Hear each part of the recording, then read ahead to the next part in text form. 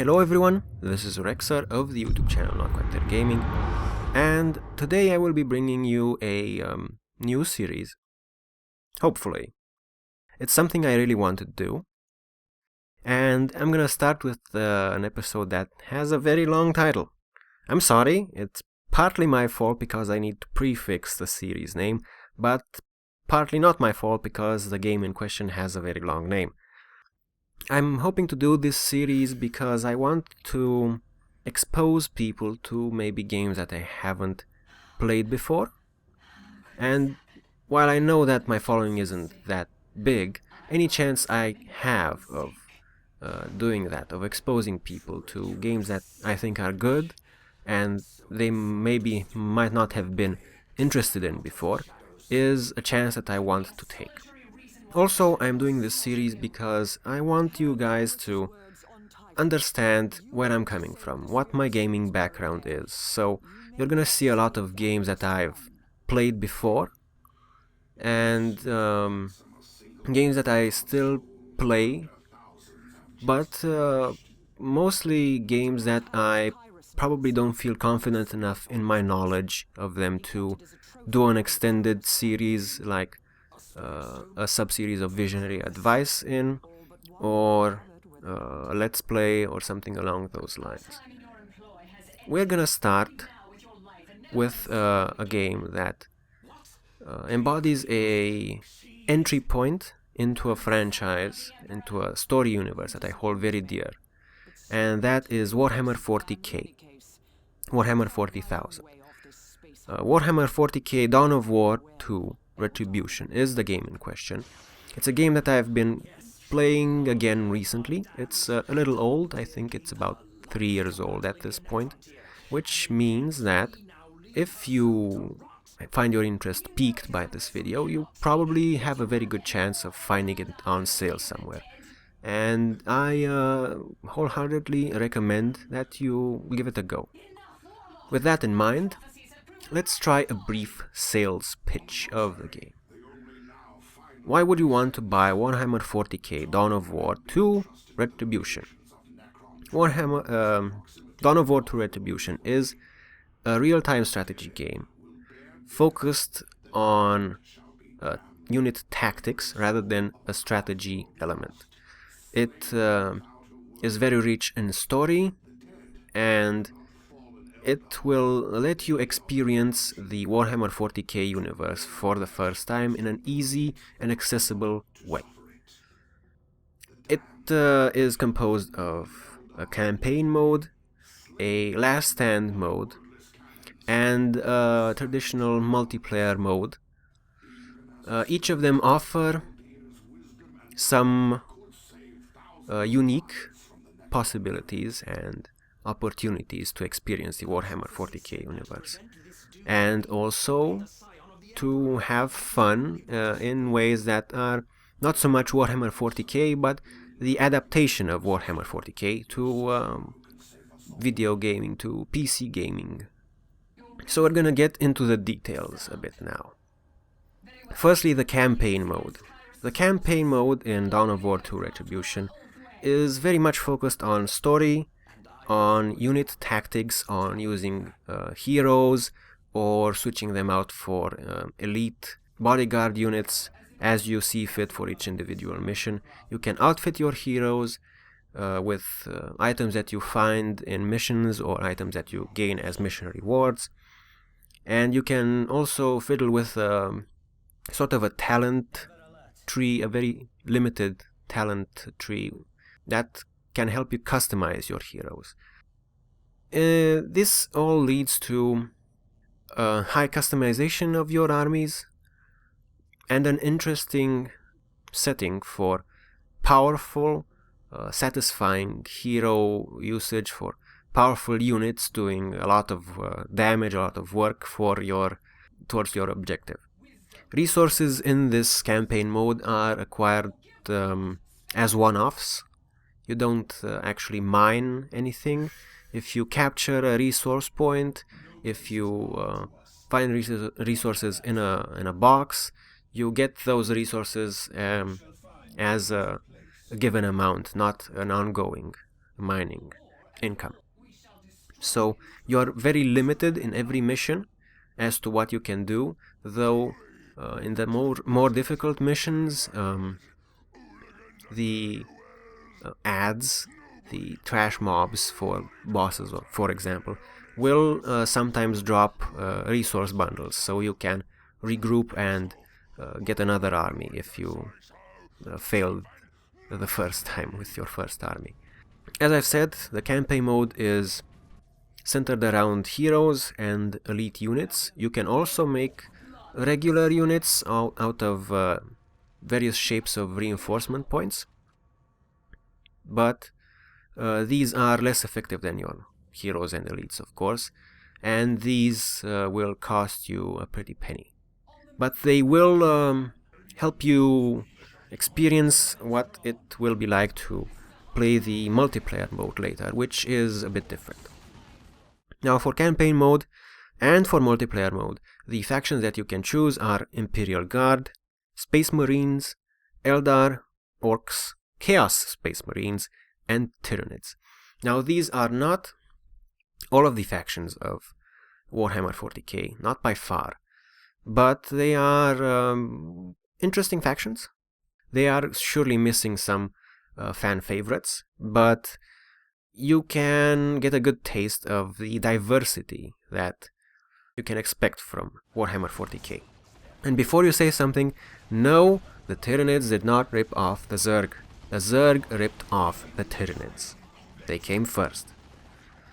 So, the Imperial Guard are basically the soldiers who are thrown into a battle trying to defend their home, and they frequently just get slaughtered because they're not that good. They're the everyman who picks up a gun and tries to defend what they hold dear, and then they heroically die.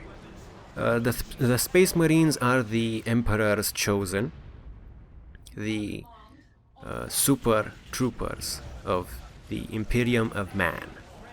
They will be probably on every poster you will see of Warhammer 40k until you get into it and see the other factions. The Eldar are basically space elves, endangered space elves. They also came before the Protoss. Yep. The Orcs are Orcs, basically. They're probably the most fun-oriented race. They're just completely batshit crazy. Every Orc unit in the game, in Dawn of War 2 Retribution, has some pretty funny lines, and even in the tabletop game, they are made out to be comic relief that is surprisingly effective. Chaos Space Marines are the corrupted Space Marines, and they show you what chaos is, what the forces of chaos mean in the Warhammer 40k universe. And chaos is a very big player in the dangers that encroach upon the Imperium of Man. So them and their corruption and their storylines will begin to show you what dangers make the Warhammer 40k world such a bleak world, bleak universe that is overcome by war. And lastly, but certainly not least, as I said, the Tyranids. The Tyranids are perhaps much like the Zerg, which ripped them off mercilessly, but they serve as the implacable foe. And where Orcs want to conquer and loot and rob and pillage and all that fun stuff and smash and shoot, the Chaos Space Marines want to conquer and corrupt. The Eldar just want to survive by any means necessary, and they don't care about the outcome of their actions as long as Eldar lives are saved. The Tyranids are the implacable foe which wants to consume everything. People, animals, technology, all broken down to their basic molecules and consumed. Even the planets, the atmosphere, the oceans, mountains, minerals, everything is stripped from a conquered planet until there's nothing but a molten rock that nobody can do anything with. That's how bad they are. And you can play as them if you find a sick desire to. Every campaign in the campaign mode has an interesting story, and it serves as a trailer, if you will, to the Warhammer 40k world, which is much more fleshed out and includes books upon books of even just the rule books for the tabletop game include a lot of story. There are story books written on the setting, like actual books with series of adventures of characters set in this universe. There are other games as well. It's a very rich universe, and these campaign storylines serve as a good starting point to get you interested in this universe. Next we will have Last Stand mode. Last Stand mode is basically the same thing that you've encountered in everything that is named Last Stand or Horde mode, or yeah, it's a pretty standard thing. I believe they patched it in later.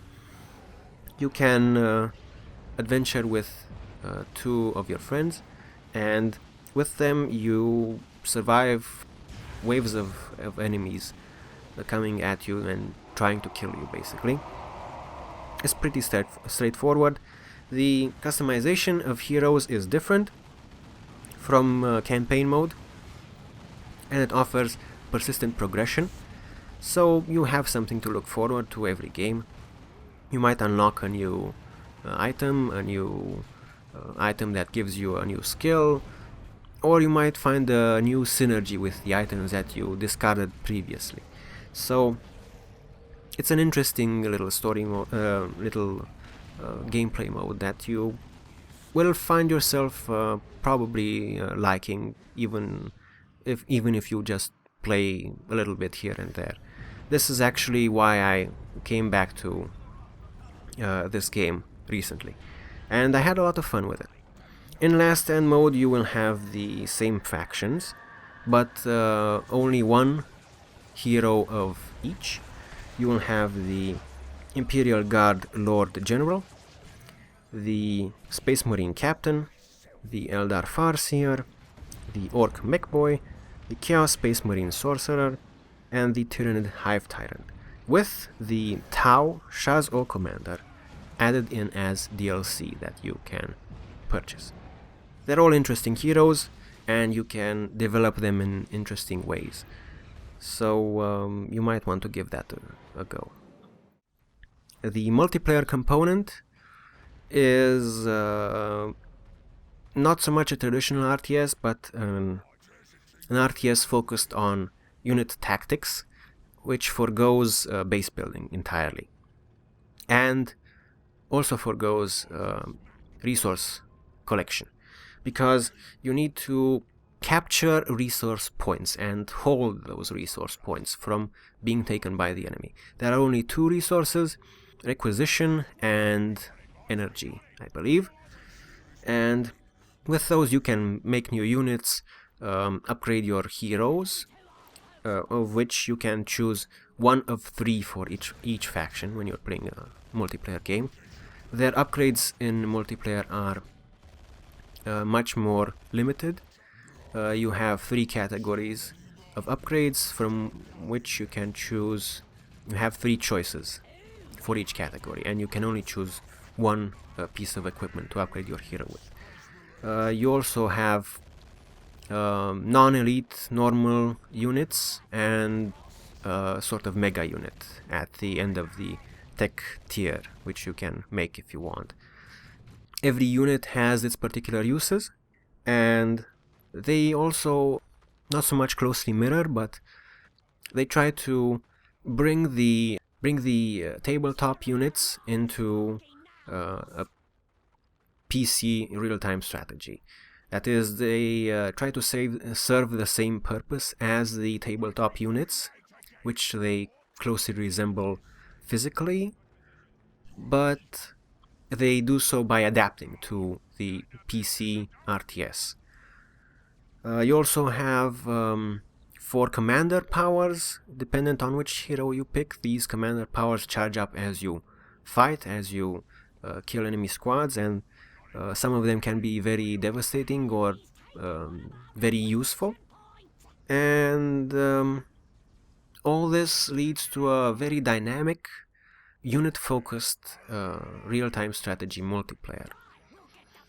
You don't spend any time on base building, as I said, but some factions do have the ability to build turrets and other sort of defensive structures in the middle of the map, at choke points and such.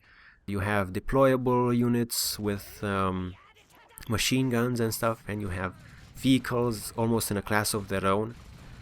So you have to keep a close eye on what your opponent is doing so you can counter it, because if he whips out a vehicle at the last moment and you don't have any troops that can damage vehicles, if you are not prepared for tech switches and stuff, or if your army is not mobile enough, you can be outmaneuvered, and in that way it is a very interesting and profoundly tactical multiplayer mode, which also does not seek to adapt the tabletop to PC, but it tries to take the spirit, I would say, of tabletop, which is tactics over traditional RTS values of base building and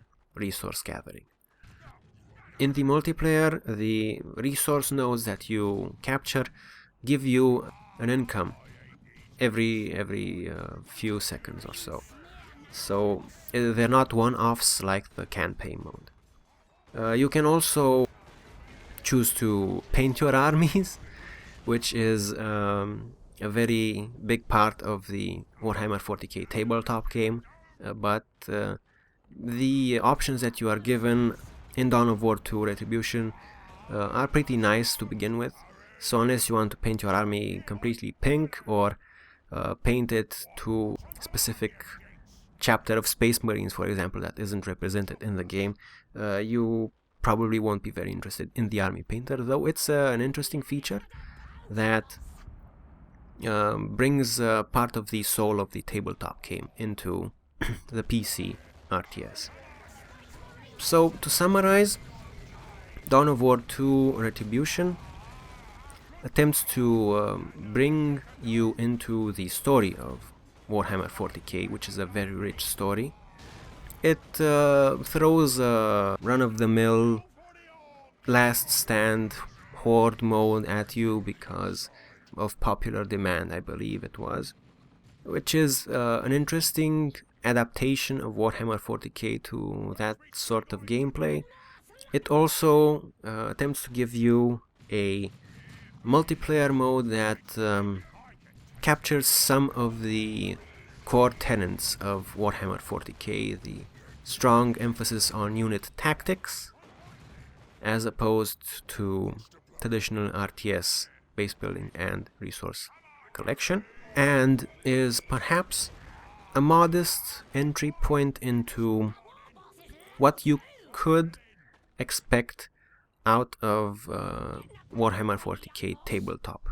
But don't quote me on that. With that in mind, there are a few resources for Warhammer 40k that I would like to recommend to you. Firstly, there is a series of roleplay sessions called Rollplay Dark Heresy on the It Me JP channel on YouTube. These can help you understand the world of Warhammer 40k. There is also another YouTube channel called Mini War Gaming, which deals with Warhammer 40k and Warhammer Fantasy battles. so you can see just what Warhammer 40k tabletop would be like. It's a lot of dice rolling and you probably won't understand any of it, so be thankful for Dawn of War 2 Retribution. There is also lexicanum.com, which is probably the most complete Warhammer wiki to date. It also has versions in French and German for those of you who speak those languages.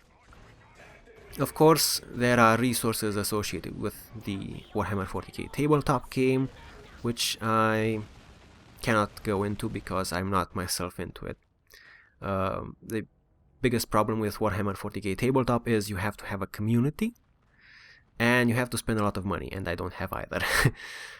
There are also books, which you might be interested in, stories of Warhammer 40k, and other games which I might be covering at a later date because I own almost all of them. There's Space Hulk, the most recent Warhammer 40k game. I have not gotten into that myself. I hear it's very close to the tabletop game mode of the same name, but I'm not an authority on that comparison. There's the game Space Marine, which is an action game centered around Space Marines and a short but satisfying adventure with a multiplayer mode. I own that, and I might do a series on that later because it's a nice game. And there's also the Dawn of War 1 series, which is rather large, and even though it's Dawn of War 1 and this video is about Dawn of War 2, Dawn of War 2 is not a direct upgrade to Dawn of War 1. They're actually pretty self-sufficient or self-contained entities. So Dawn of War 2 itself, not Retribution, is more of an adventure RPG. Dawn of War 2 Retribution comes back a bit to the roots of RTS, centered on tactics, and Dawn of War 1 is a more traditional real-time strategy series, which is a very nice thing because you get all sorts of flavors of Warhammer 40k that you can experience. I'll probably link these resources that I've mentioned before in the description of this video, and I hope that you've enjoyed it. I hope that I've made some of you curious about Dawn of War 2 Retribution, about Warhammer 40k in general, and I'll try to do some more of these because I want to share some of the games that I like and maybe some of you don't know about.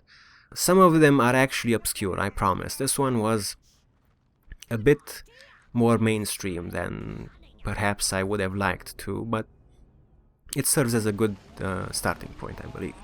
This has been it for my presentation of Dawn of War 2 Retribution, and my thinly veiled attempt to make you interested in Warhammer 40k. If you've enjoyed this video or found it informative, please remember to subscribe for more. This is Rexer of the YouTube channel NotQuiteThereGaming, signing off.